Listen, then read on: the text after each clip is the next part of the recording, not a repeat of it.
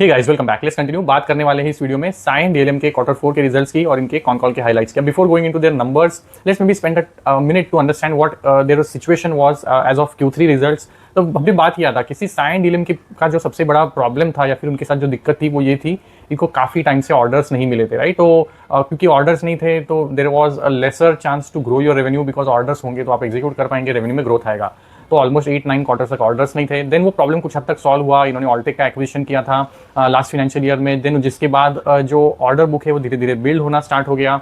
Then year and होते होते, last calendar year and होते होते टैरिफ वाला सिचुएशन इमर्ज हो गया, जिसकी वजह से इंपैक्ट क्या आया कि जो क्लाइंट्स थे, जिनको ये जनरली ऑलमोस्ट 60% तो रेवेन्यू एक्सपोर्ट मार्केट से आता है, तो क्लाइंट्स ने अपने प्रोग्राम्स को होल्ड पे रखा था या फिर डिले कर दिया था। They were trying to understand कि टैरिफ वाला सिचुएशन कैसे पैन आउट होता है, and then will take a call कि प्रोग्राम को कैसे रन करना है, इंडिया में और मैन्युफैक्चरिंग करनी है या फिर यूएस जो बेस ऑल्टेक फैसिलिटी है वहाँ पे करनी है। तो उस हिसाब से प्रोजेक्ट्स काफ़ी हद तक होल्ड पे गए। कुछ रेवेन्यू जो था Q3 में एक्सपेक्टेड था वो पुश आउट हो गया Q4 में। तो ये सारा जो इनका सिचुएशन था वो एज ऑफ Q3 रिजल्ट था जो हमने कॉन कॉल में बात किया था। But if you recall, management ने ये भी गाइडेंस दिया था कि हम Q4 में जो रिजल्ट आएगा Q4 का, जिसकी हम आज बात कर रहे हैं, उसमें कुछ ना कुछ एटलीस्ट पॉजिटिव ग्रोथ दिखाएंगे कंपेयर टू लास्ट Q4। तो एंटिसिपेशन तो काफ़ी हाई था।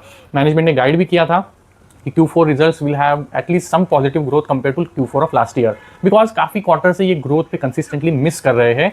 अगर देखेंगे FY24 हो या फिर FY25 हो, काफ़ी बढ़िया इनके ग्रोथ दिख रहा था। बट देन ऑर्डर बैकलॉग क्योंकि स्ट्रॉन्ग नहीं था तो वो रेवेन्यू में कन्वर्ट नहीं हो रहा था, and then this tariff situation emerge, जिसकी वजह से ग्रोथ अगेन वाज हैम्पर्ड। तो Q4 was expected to show some growth, but again हुआ क्या है, जो मिडल ईस्ट वाले टेंशन है, जो टर्मोइल हुआ है, उसकी वजह से अगेन ये जो क्वार्टर है has completely missed their guidance, be it in terms of revenue, profitability, everything has gone out of track। तो ये सारा हुआ तो है, but then will try to understand कि इन्होंने कॉन कॉल में चीज़ों का एड्रेस करते वक्त क्या गाइडेंस दिया है for FY27, margin trajectory, growth के लिए इनका क्या कहना है। तो will try to understand all that picture. तो अब ये क्वार्टर जो है ना Q4 में मिडल ईस्ट टेंशन सबसे बड़ा फैक्टर था। तो हुआ क्या है, अगेन जो साइन डीलम जैसा हमने जो बिजनेस है ना, it is getting hit directly right into that time जब ये वॉर हो रहा है। सी, मैंने एक शॉर्ट वीडियो भी बनाया था कि they are going to be no business that will stay unimpacted, जो आइसोलेटेड रहेगा। कुछ ना कुछ इंपैक्ट सारे बिजनेसेस पे with maybe some time lag आने ही वाला है, राइट। तो मे बी प्रोबेबली अगर बैंक्स है तो जो कस्टमर्स को ये बैंक्स लोन दे रही है, अगर उनका बिजनेस इंपैक्ट होता है तो probably 3 months down the line, 6 months down the line वो 1+ DPD में जाएंगे, फिर NPS बनेंगे। तो वो विथ टाइम लैग बैंक्स के लिए इंपैक्ट दिख सकता है। For a business like Cyient DLM जो इंपोर्ट एक्सपोर्ट पे काफ़ी फोकस है, मतलब इंपोर्ट भी करता है कुछ चीज़ें लाइक रॉ मटेरियल्स, कुछ इलेक्ट्रॉनिक कंपोनेंट चाइना हो गया या फिर मिडल ईस्ट, इसराइल से भी कुछ कंपोनेंट से इंपोर्ट करता है, इंडिया में मैन्युफैक्चरिंग करता है, देन वापस एक्सपोर्ट करता है into middle east, European region या फिर यूएस को। तो दोनों तरह से रिलेटेड है। अगर कुछ भी जियोपॉलिटिकल टेंशन बढ़ती है, अगर फ्रेट कॉस्ट बढ़ते हैं, अगर फ्रेट डिस्टर्ब होता है, तो इनकी बिजनेस में तुरंत इंपैक्ट आता है। दैट्स वाई इनका ऑलरेडी Q4 में ही, ये जो क्वार्टर की हम बात करें उसी में इंपैक्ट दिख रहा है। तो इनके कुछ जो रेवेन्यूज है, प्रीवियस क्वार्टर में टैरिफ की वजह से कुछ रेवेन्यू पुश आउट हो गई Q4 में, बट इस क्वार्टर में जो एंटीसिपेटेड एग्जीक्यूशन था वो टाइमली हो नहीं पाया, बिकॉज एक तो रॉ मटेरियल अवेलेबिलिटी नहीं है, कुछ क्लाइंट्स ने अपने प्रोग्राम्स को डिले कर दिया, जिसकी वजह से अगेन एग्जीक्यूशन हो नहीं पाया, और कुछ रेवेन्यू जो है क्योंकि रॉ मटेरियल नहीं है तो पुश आउट हो गया into next quarter which is Q1 FY27। तो ये सारी चीज़ों का जो अमलगमेशन है, इनका बिजनेस जो है, ये ग्रोथ जो है एंटीसिपेटेड जो था वो आया नहीं है। तो अब सिचुएशन ऐसा है कि ये सिचुएशन अभी भी पूरी तरह से रिजॉल्व तो हुआ नहीं है, मिडल ईस्ट के टेंशन अभी भी पूरी तरह से खत्म नहीं हुए हैं। तो जब कॉन कॉल में इनको पूछा गया कि now they are quite hopeful कि FY27 is going to be a growth year for us compare to FY26, and which is quite possible for a entire year for them to show some visibility, profit, growth in terms of revenue and profitability, because order book तो है अभी almost 2400 crore का भी इनके पास order backlog है। इस quarter में around 67 crore के ऑर्डर्स आए, पिछले 9 मंथ्स में ऑलमोस्ट 1400 करोड़ के ऑर्डर्स नए आए थे। ऑल्टेक में से भी कुछ ना कुछ ऑर्डर्स कंटिन्यूसली फ्लो होती है। तो ये ऑर्डर की बेसिस पे FY27 में कुछ ना कुछ रेवेन्यू ग्रोथ आ ही जाएगा। But the point is FY25 में हम 27% ग्रोथ किया था, अब इस FY26 में 17% का डी ग्रोथ है। तो अगर नेक्स्ट ईयर FY27 में ये 10-15-20% का ग्रोथ कर भी लेते हैं, तो over of period of 2 years FY26 FY27 compare to FY25 you would have done nothing, right? मतलब in terms of revenue you still would be flat, in terms of profitability you still could be flat। तो 2 साल निकल जाएंगे जब इनका जो revenue है on a 2 year basis would not have grown at all, may be marginally बढ़ जाए तो वो बढ़िया होगा। तो सिचुएशन कंपेरेटिवली वाई बेसिस पे FY26 के कंपैरिजन में 27 में बेटर हो सकता है। एग्जीक्यूशन विल पिकअप जैसे सिचुएशन नॉर्मलाइज होगा, may be second half of the FY27 would look better, but then अभी भी कुछ कॉन्क्रीट गाइडेंस इन्होंने नहीं दिया। तो इस सारी चीज़ों को वन बाय वन कवर करते हैं। तो पहले तो बात करते हैं कि इनकी इस बार के नंबर्स कैसे हैं। तो if you look eight revenue growth जो इन्होंने अपने PPT में शेयर किया है, 13% का यहाँ पे ड्रॉप है, 14% का। अगर देखेंगे तो मार्जिन कुछ हद तक इन्होंने प्रोटेक्ट किया है, और जो गाइडेंस था इनका कि margin in the band of around 10-11% maintain करेंगे, उस चीज़ को डेफिनेटली इन्होंने अचीव किया है। बट सी उसके लिए इंपॉर्टेंट जो फैक्टर था ना वो ये था कि प्रीवियस ईयर में जब ये 25 एग्जीक्यूट कर रहे थे, तो वहाँ पे इनके पास Indian defence company probably DBEL का एक बड़ा ऑर्डर था, जो एक लो मार्जिन ऑर्डर था, जो ये लास्ट ईयर तक एग्जीक्यूट कर रहे थे। तो जो ग्रोथ में तो कंट्रीब्यूट कर रहा था, रेवेन्यू ग्रोथ आ रहा था, बट उसके मार्जिन कम थे। अब वो क्योंकि निकल गया है, तो इनकी मार्जिन कंसिस्टेंटली अब 10-11% के ऊपर है। तो ये पैरामीटर पे जो गाइडेंस था इन्होंने मीट किया है वो, और आगे भी FY27 में भी इनका काफ़ी कंफर्ट है कि हम उस मार्जिन के ट्रेजेक्टरी को 10-11-12% के आसपास हम उसको मेंटेन करेंगे। तो they are hopeful about delivering that, क्योंकि न्यू ऑर्डर जो भी इनटेक आ रहे हैं ना वो अच्छे मार्जिन वाले हैं। तो मार्जिन के टर्म्स में एज सच कोई मेजर प्रेशर यहाँ से आगे हुए तो डेफिनेटली नहीं लग रहा है। सिर्फ बात क्या होगी ग्रोथ की। तो ये नंबर जो है रेवेन्यू 14% का डिक्लाइन है, एबिटा देखेंगे तो वो ड्रॉप हुआ है, क्योंकि आपके एम्प्लॉय कॉस्ट तो एलिवेटेड रहेंगे ही, जो फिक्स कॉस्ट होंगे आपके वो भी रहेंगे। देन प्रॉफिटेबिलिटी इंपैक्ट हो गया है, सीधा तरह का इंपैक्ट है यहाँ पे, मार्जिन प्रॉफिटेबिलिटी के भी इंपैक्ट हो गए। पूरे साल के भी नंबर देखेंगे तो 17% रेवेन्यू डी ग्रोथ है, PAT has not grown at all, तो वहाँ पे भी डिक्लाइन है। तो नंबर्स तो definitely are very mediocre to say the least. And अब सी इसमें सी पॉजिटिव जो निकल के आता है ना, will have to look at what they said in the con call. तो अब सी 2400 करोड़ का इनके पास ऑर्डर बुक है, जिसको अगर भी एग्जीक्यूट कर लेते हैं तो FY27 में ग्रोथ आएगा। बट देन उसके लिए जरूरी क्या है, जो भी इनको कंपोनेंट चाहिए ये अवेलेबिलिटी होना चाहिए टाइमली एग्जीक्यूशन करने के लिए। तो इन्होंने कॉन कॉल में मेंशन किया कि some of the raw material that they were expecting to get delivered in Q4 itself have got delayed. तो रॉ मटेरियल की तो अनअवेलेबिलिटी है, और जो आना था वो डिले हो गया है, that is probably in the transit. तो वो आ जाएगा तो इनका एग्जीक्यूशन स्टार्ट हो जाएगा। तो ये इनका एक्सपेक्टेशन है कि Q1 में आ जाएगा, जहाँ पे कुछ ना कुछ एग्जीक्यूशन ये कर पाएंगे, and then eventually it will pick up in the remainder of this financial year FY27।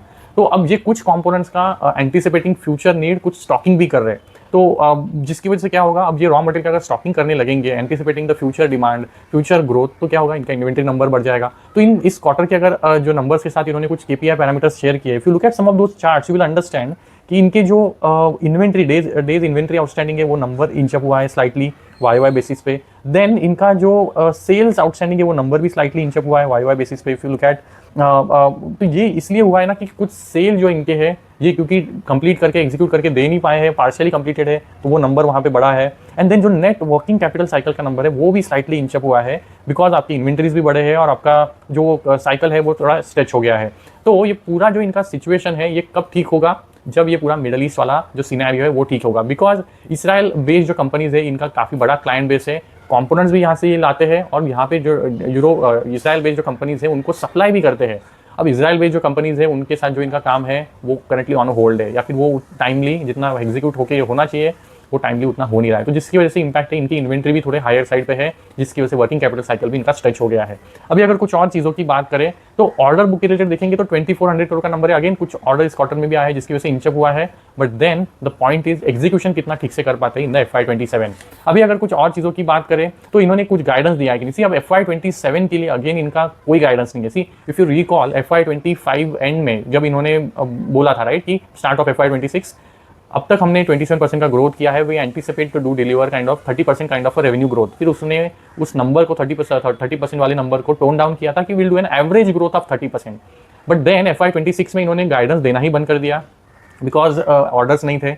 अब FY27 में ऑर्डर तो है इनके पास, but they still are not confident about execution, because ये सारी चीज़ें जो है वो कंपनी के अंडर कंट्रोल तो है नहीं, तो जिसकी वजह से execution still can get impacted, and that's why management has not given any guidance for FY27 as well. Margin के रिलेटेड सिर्फ इनका कहना है कि we'll able to do that 10-11% kind of EBITDA level margins, but apart from that they are not promising any number in terms of growth what they can deliver in FY27। अब pipeline की बात करें कि order का pipeline कैसा है, तो they have mentioned about 500 crore kind of a pipeline that they are currently eyeing to get and this could be coming from say European region, Middle East region, जहाँ से इनको expected है कि जो orders है again will come into FY27 as well, that will help them keep that execution growth momentum going forward into FY28 as well। but अभी भी उतना पूरी तरह से कंट्रोल नहीं है, कॉन्फिडेंस नहीं था मैनेजमेंट के जो वर्ड्स है उसमें while I listen to the con call। See again a major factor, Alltech का इन्होंने एक्विजिशन किया था। What was the rationale behind doing an Alltech acquisition? दो चीजें थी, एक तो थी कि रेवेन्यू को डाइवर्सिफाई करना है, बिकॉज इनका खुद का जो पोर्टफोलियो था उसमें मेजर कंट्रीब्यूशन था डिफेंस एंड एरोस्पेस का, राइट, बिफोर एक्वायरिंग ऑलटेक। अब ये ऑलटेक का एक्विजिशन किया तो जो मेडिकल और इंडस्ट्रियल सेगमेंट से इनके रेवेन्यू बकेट में ऐड हो गए, उसका कंट्रीब्यूशन आया, उसका ऑर्डर बुक भी आया, तो इनका रेवेन्यू डाइवर्सिफाई जरूर हुआ है। तो अब वो सारे सेगमेंट तो ऐड हो गए हैं ऑलमोस्ट। अब एरोस्पेस और डिफेंस का कंट्रीब्यूशन कम हो गया अराउंड 50% के आसपास, and then remainder segments are 50%। Product category wise तो ऑलमोस्ट जो ऑलटेक है वो काफी सिमिलर था। बट ये ऑलटेक के साथ जो इनका एस्पिरेशन था कि जब ऑलटेक आ जाएगा तो they will have some synergies. क्या होगा कि जो इंडियन क्लाइंट्स है, अगर वो किसी इंडियन कंपनीज है, अगर वो किसी यूएस बेस्ड कंपनी को अगर सप्लाई कर रही है तो वो क्रॉस मैन्युफैक्चरिंग कर पाएंगे, उसको अगर जरूरत है तो वो यूएस मैन्युफैक्चरिंग कर लेंगे। यूएस क्लाइंट्स की अगर रिक्वायरमेंट होगी मास प्रोडक्शन करना है तो वो इंडियन बेस्ड मैन्युफैक्चरिंग प्रेजेंस में उसको अचीव करेंगे। तो ये जो क्रॉस सेलिंग होना है, क्रॉस यूटिलाइजेशन होना है, ये अभी तक मीनिंगफुली पिकअप नहीं हुआ है। ऑलमोस्ट अब कितना 1.5 साल हो गया है, इनकी पूरी प्रोसेसेस मैन्युफैक्चरिंग जो सेटअप वगैरह है उसका इंटीग्रेशन करना, जो अदर ऑक्सिलरी फंक्शन है उनको इंटीग्रेट करना, एचआर एडमिन, सब काम अभी हो गया है। बट अभी भी उसके सारे सिनर्जी बेनिफिट्स आना अभी भी बाकी है।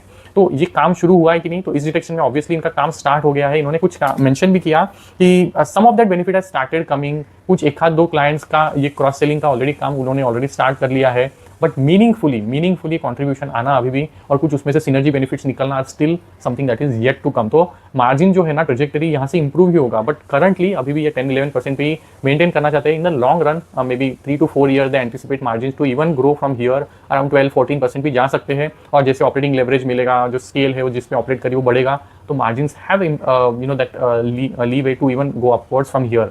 बट उसमें सब चीज़ों में टाइम लगने वाला है। अभी अगर कुछ और चीज़ों की बात करें तो इनका जो एक्सपोर्ट पे डिपेंडेंस है ऑलमोस्ट अभी भी देखेंगे तो रेस्ट ऑफ द वर्ल्ड जो है, जो एक्सपोर्ट मार्केट है वहीं से मेजॉरिटी कंट्रीब्यूशन है। तो डिफेंस से जो इनको पहले ऑर्डर्स आते थे प्रोबेबली से बीईएल वगैरह से, जो इनका एक्सपेक्टेशन था कि again they will come back, उनको ऑर्डर्स वापस मिलेंगे अगेन, वो अभी भी फ्लो होते हुए अभी भी नहीं दिखा है। तो ये सब सारी चीज़ों में अभी भी इनका मतलब टाइम लग रहा है, राइट। मतलब ये ऑर्डर इनफ्लो जो है उतना स्ट्रांग नहीं है जितना प्रोबेबली एंटीसिपेट कर रहे थे फ्रॉम द डोमेस्टिक मार्केट, और अभी भी जो रेस्ट ऑफ द वर्ल्ड का कंट्रीब्यूशन है वो हायर साइड पे है। तो ये सारा सिचुएशन है। इनके वर्ड्स में अभी भी मुझे ऐसा कोई बड़ा कॉन्फिडेंस लगा नहीं जो दिखाए या फिर शो करे कि जो ग्रोथ है वो FY27 में मीनिंगफुल होगा। तो सिर्फ करंटली देखेंगे तो 2 साल होने वाले हैं FY27 के एंड तक। अगर प्रोबेबली ये कुछ ग्रोथ दिखाते भी है तो फ्लैट रहेंगे, EPS ग्रोथ शायद ना हो, और पी अभी भी इनका 40 के आसपास है। तो with that mediocre kind of a growth, अगर मुझे ऑप्शन कोई दिया जाए तो why would I like really look at probably investing at Cyient DLM? See I will look at somewhere else where there is a growth visibility, there is a possibility that company will do much better than what it probably used to do, और जहाँ पे chances better है। तो ये definitely मतलब ऐसा situation नहीं है कि द सिचुएशन जहाँ पे ये ग्रोथ ही ना कर पाए। मतलब ऑर्डर्स तो एटलीस्ट है अभी, जो प्रीवियसली बड़ा चैलेंज था। अभी प्रॉब्लम क्या है, रॉ मटेरियल की अवेलेबिलिटी, ये फ्रेट चार्जेस जो बढ़े, अदर एक्सपेंसेस बढ़े, देन अगर उसमें डीले है तो ये प्रोबेबली सारी चीज़ें ओवर अ पीरियड रिजॉल्व हो जाएंगी। ऑर्डर्स भी है तो एग्जीक्यूट भी कर लेंगे, कुछ ग्रोथ भी आएगा। But point is because of the recent जो भी राउट हुआ है मार्केट में, there are other players, other company that are available at decent valuation, जिसमें ग्रोथ का जो पॉसिबिलिटी वो बेटर है। तो why to stay and stick to Cyient DLM is only the question, right. मतलब मुझे अगर कोई ऑप्शन दे तो I will probably look at some other opportunities. Cyient DLM is not a bad company, management is also decent enough, execution भी शायद इस साल कर ही लेंगे कुछ ना कुछ। But then point is there is an opportunity cost, right? मतलब always you will have a better opportunity, you will try to stay there जहाँ पे ग्रोथ दिखे। पाइपलाइन का भी ऐसा कोई बहुत स्ट्रॉन्ग इन्होंने गाइडेंस दिया नहीं। 500 करोड़ की बात की, but I don't know, I mean कितना ये उसमें से अच्छा हासिल कर पाएंगे, इन्फ्लो कितना आएगा, उसका कोई क्लियर गाइडेंस नहीं है। तो ओवरऑल अगर चीज़ें देखें तो इन्होंने कुछ रोड मैप भी रखा है कि what they want to do in mid term, long term. कुछ एक्विजिशन का भी करंटली ये आय कर रहे हैं। IPO के फंड से जो एक्विजिशन इनको करना था ये ऑलरेडी 100% उसको यूटिलाइज कर चुके हैं। तो IPO फंड तो ऑलरेडी यूटिलाइज है, तो फर्दर कोई भी एक्विजिशन करेंगे तो इंटरनल अक्रूवल्स या फिर कुछ इनको फंड्स रेज भी करने पड़ सकते हैं। तो ये सारी चीज़ें हैं, they are eyeing some opportunities, but अभी तक कुछ कॉन्क्रीट नहीं है। तो with the current portfolio of the orders that they have and the capability that they have, they are going to work out. तो देखते हैं ये कैसे करते हैं। अगेन Q1 के बारे में जो इन्होंने कहा है कि they still see there would be some cloud over the number that they can deliver, and that's why there is no confidence for the entire FY27 as well. Because इनका क्या कहना है, Q1 में भी वो इम्पैक्ट दिख सकता है नंबर्स में, बिकॉज ये सारी जो चीज़ें हैं, अब कुछ Q4 का रेवेन्यू Q1 में स्लिप हो गया है, बट देन जो Q1 में डिलीवर करना था वो शायद Q2 में पुश हो जाए। तो ये सारा जो चीज़ें हैं डिले का, ये तो इम्पैक्ट आएगा। And then Q1 still is cloudy, ये मैनेजमेंट के खुद के वर्ड्स थे जो इन्होंने कॉन कॉल में मेंशन किया। तो situation is still not completely that well going for Cyient DLM, and we'll have to again wait for maybe one more quarter जहाँ पे maybe more clarity emerge हो। तो I'll keep you posted, let me know if your queries, try to address those in the comment section. Thank you so much.